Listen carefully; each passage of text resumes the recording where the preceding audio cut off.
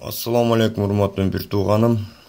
Кудай насип этип мына бүгүн орозонун экинчи күнүнү тутабыз иншалла. 17 май бейшемби күнү саарлык 2-ден 27 өткөндө ооз жабылат. Ал эми ифтар 20-дан 39 өткөндө ооз ачылат иншалла.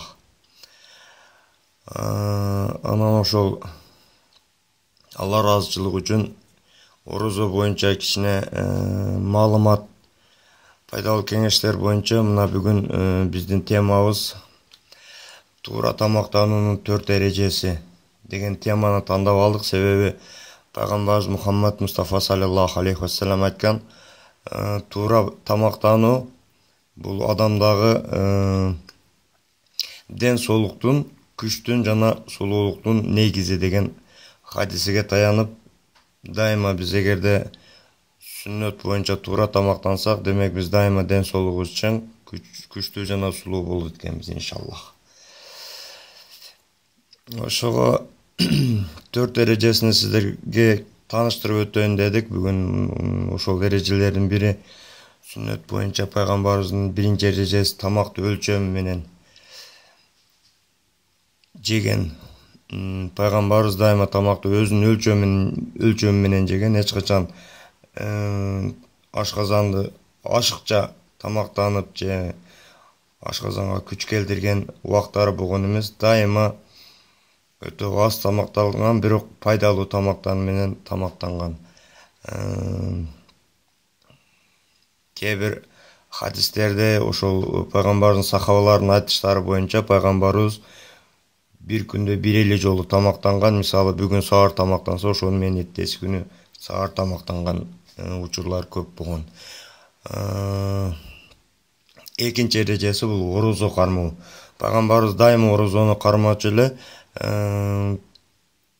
айрыкча нафил орозолордон дүйшөмбү жана бейшемби күнкү орозолорду калтырбай кармаган. Андан сырткары ар айдын 13-үндө, 14-үндө, 15-инде орозо кармаган.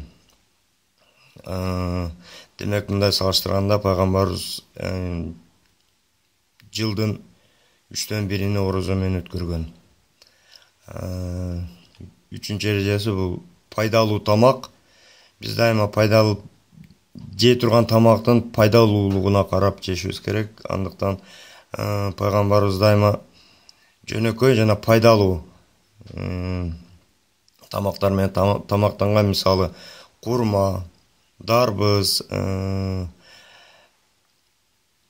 арпанын наныдан, молоко, сүт, бал, оливковый май,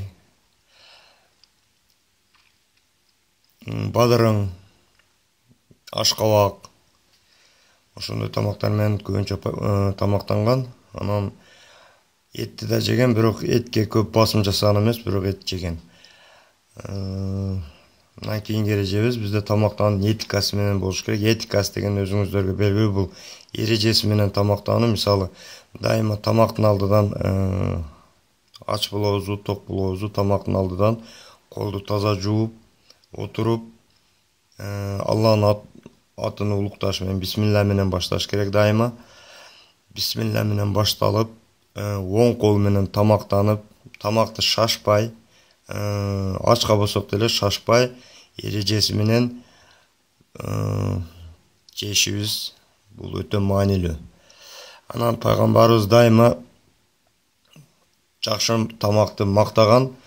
Эгерде тамак жакпаган учурлары, мисалы тузу өтүп кетип же башка учурлар майлуу болгон учурларда, ал тамакты эч качан жамандаган эмес.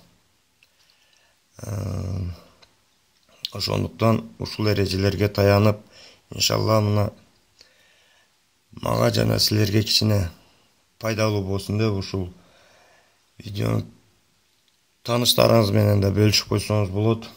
Андыктан дайыма биз менен болуңуз. Кудай буйрса 30 күнүн ичинде пайдалуу орозо боюнча кеңештерди бизден уга аласыз.